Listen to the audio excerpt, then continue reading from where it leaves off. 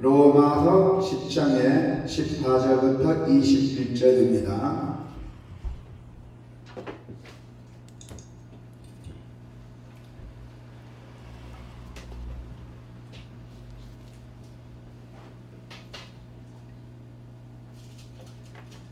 그런즉 그들이 믿지 아니하는 이를 어찌 부르리요?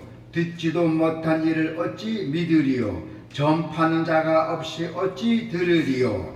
보내심을 받지 아니하였으면 어찌 전파하리요? 기록된 바 아름답도다. 좋은 소식을 전하는 자들의 발이요 함과 같으니라. 그러나 그들이 다 복음을 순종하지 아니하였도다. 이사야가 이르되 주여 우리가 전한 것을 누가 믿었나이까 하였으니 그러므로 믿음은 들음에서 나며 들음은 그리스도의 말씀으로 말미암았느니라. 그러나 내가 말하노니 그들이 듣지 아니하느냐? 그렇지 아니하니 그 소리가 온 땅에 퍼졌고 그 말씀이 땅끝까지 이르렀도다 하였느니라. 그러나 내가 말하노니 이스라엘이 알지 못하느냐? 먼저 모세가 이르되 내가 백성 아닌 자로서 너희를 시기하게 하며 미련한 백성으로서 너희를 노엽게 하리라 하였고, 이사야는 매우 담대하여 내가 나를 찾지 아니한 자들에게 찾은 바 되고 내게 묻지 아니한 자들에게 나타난노라 말하였고, 이스라엘에 대하여 이르되 순종하지 아니하고 거슬러 말하는 백성에게 내가 종일 내 손을 벌려놓으라 하였느니라. 아멘. 네. 오늘 하나님의 말씀은 복음을 들은 자의 사명이에요. 복음을 전하는 자가 없으면 복음을 듣는 자도 없다는 것입니다. 들어보지도 못했다면 어찌 믿을 수가 있겠습니까? 여기서 바울은 복음을 들은 자의 사명에 대해서 말씀하고 있습니다. 복음을 들려주어라 하세요. 성도는 복음을 듣지 못한 자에게 예수님을 꼭 전해야 한다는 것입니다. 믿지 않는 분을 어떻게 부르겠습니까? 듣지도 못한 분을 어떻게 믿겠습니까? 전하는 사람이 없이 어떻게 듣겠다는 얘기예요. 그래서 바울은 사람이 구원받게 되는 과정을 분명하게 이야기를 하고 있습니다. 복음을 듣고 믿어야 구원을 받는다는 것입니다. 우리가 하나님의 자녀가 되는 것은 이런 과정이 있기 때문이죠. 그래서 우리에게 어떤 자격이 있어서 하나님의 백성이 된 것이 아닙니다. 우리에게 복음을 들려준 사람들이 있었고 또 그들에게 우리가 보내주신 하나님이 계셨다는 거예요. 이제는 우리가 하나님께 파송이 받아서 다른 이들에게, 다른 사람들에게 우리가 복음을 꼭 들려줘야 합니다. 자, 잃어버린 영혼들, 그리고 안타까워하는 하나님의 그 마음을 우리가 품게 해달라고 우리가 기도할 수밖에 없어요. 또 보냄을 받지 않았으면 어떻게 전하겠나 얘기요. 복음을 받지 않았으면 어떻게 전하겠나 얘기요. 기록되기를 좋은 소식을 전하는 사람들이 발이 얼마나 아름다웁니까? 좋은 말하는 사람들이 얼마나 아름다운 얘기요. 좋은 말 하면서 거리에 나가서 발이잖아요. 거리에 발이 얼마나 아름다운 얘기요. 성경은 복음을 전하는 자의 발이 아름답다고 중언합니다. 발은 좋은 길로 갈 수도 있고 나쁜 길로도 갈 수 있잖아요. 근데 오늘 하나님 말씀은 우리의 발은 아주 아름다운 발이라고 표현했대요. 하나님의 복음을 전한 자를 아주 아름답고 소중하게 여긴다는 것입니다. 그래서 하나님을 믿지 않는 주변 사람들에게 우리는 반드시 예수님 말씀을 전해야 된다는 것입니다. 교만함을 경계하랬어요. 교만함. 그리고 복음을 받아들이고 전파하는 것이 복음에 대한 합당한 반응이에요. 교만함을 버리라는 뜻입니다. 자, 그러나 그들 모두가 다 복음에 순종한 것이 아닙니다. 복음에 순종한 사람이 있고 순종하지 않은 사람이 있습니다. 그래서 이사야는 주여 우리가 전한 것을 누가 믿나는 얘기야. 그렇게 외쳤대요. 이사야가. 믿음은 들음에서 나고 들음은 그리스도의 말씀에서 나타난다고 했어요. 그래서 복음을 전하지도 않고 영적 우월감에 빠져서는 안 된다는 얘기예요.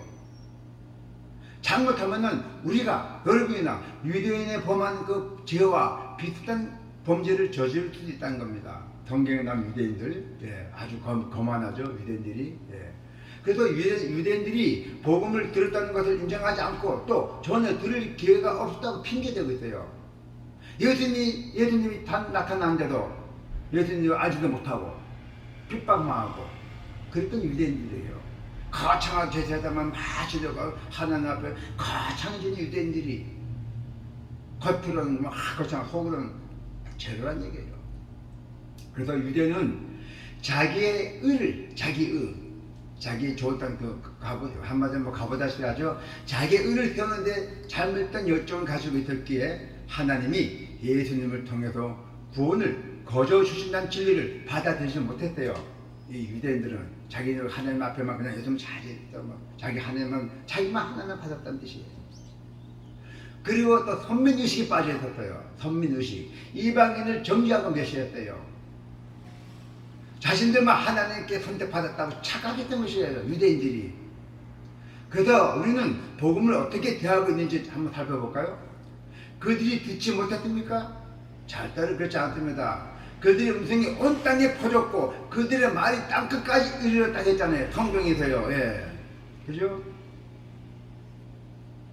자, 그래서 유대인들은 주님을 믿지 않는 자들에게 들려줘야 할 복음을 오히려 정죄했대요. 또 잣대로 판단도 자기 마음대로 했어요. 그렇게 사용하고 다녔던 것이요.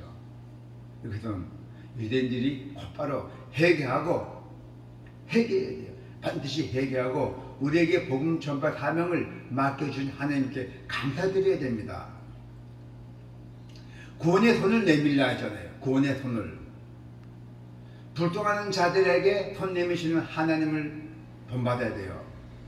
하나님 믿지 않는 사람들에게 우리가 구원을 손을 내밀어줘야 돼요. 내가 다시 말하노니 이스라엘이 알지 못하느니 먼저 모세가 말하기를 내가 백성이 아닌 자로 너희를 시기하지 않고 내가 미련한 백성으로 너희를 분노하게 할 것이라고 했고, 또 이사야가 아주 당당하게 말했대요. 나를 찾지 않는 자들은 내가 만나주고, 나를 찾지 않는 자들은 나를 만나준댔어요. 나를 만나주고 내게 구하지 않는 자들에게 내가 나타났다고 했어요. 이 말씀은 이방인과 이스라엘 운명을 비교한 말씀입니다. 그래서 하나님의 백성으로 선택되었던 이스라엘은 말씀을 미리 들음에도 불구하고 불순종하여 하나님의 은혜에 멀어지게 되었던 것이에요. 그 포로 생활했잖아요. 이스라엘 망했잖아요. 그러나 상갑지 않는 이방인이 복음에 순종하여 답하여 천국 백성이 되었대잖아요. 이방인이 예수 믿을 자질도 없어요. 이 유대인들 말로는. 그런데 예수님 복음을 이방인이 들었어요. 복종하고 순종했어요. 복음을 전파하고 받은 게. 그래서 천국 백성이 되었던 것입니다. 큰 기적이 일어난 거죠. 그런데 하나님은 복음을 거역한 이스라엘을 지금도 부르고 계셔요. 복음을 받아들이지 않는 영혼들에 대한 우리의 태도를 우리가 점검만 해봐야 돼요. 복음을 예면한 채 세상에서 방황하는 그 영혼들을 우리는 어떻게 대하고 있어야 돼요? 구해야 되잖아요. 손 내밀어야 되잖아요. 그러나 이스라엘에 관해서는 내가 순종하지 않고 거역하는 백성에게도 온종일 내 손을 내밀었다고 했대요. 복음을 거역하는 자들도, 날 만나주지 않는 자도, 미워한 자들도, 날 욕하고 핍박한 자들도 손을 내밀었다는 겁니다. 자, 고전에 고린도전서의 9장의 16절입니다. 이건 누구는 꼭 알아야 돼, 외워야 돼. 이 한 가지만 구절은, 내가 복음을 전할지라도 자랑할 것이 없다. 내가 부득불할 일임이라 했어요. 부득불할 일이라는 얘기예요. 만일 내가 복음을 전하지 아니하면 내가 내게 하가 있을 것이라 했어요. 고린도전서 9장의 16절입니다. 고린도전서 빨간자에. 네. 이 말씀은 내가 기쁜 소식을 전할지라도 자랑할 것이 없는 것은 내가 반드시 해야 할 일이에요. 내가 반드시. 그래서 만일 내가 이 기쁜 소식을 전하지 않으면 나에게 불행이 닥쳐오겠대요. 내가 복음을 전할지라도 그것이 나에게 자랑할 거리가 될 수가 없다는 거예요. 나는 복음을 전해서 자랑했다. 그런 거리가 아니에요. 의무예요.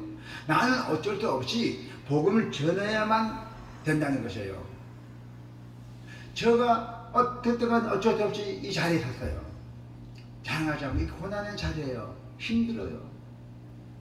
뭐 물질이 많이 생기는 것도 아니잖아요. 천한 고난이에요. 이것도 나의 사명이에요. 안 하면 나에게 큰 하를 입는답니다. 그래서 이렇게 반드시 서고 이렇게 열심히 하게 피워난 분들 다 한 번씩 열심히 하고 있대요. 네. 그리고 여러분들 복음도 전하고 있잖아요. 네. 그래서 내가 기쁜 소식을 전하지라도 자랑할 것이 없는 것은 내가 반드시 해야 할 일이고, 만일 내가 이 기쁜 소식을 전하지 않으면 나에게 불행이 닥친댔어요.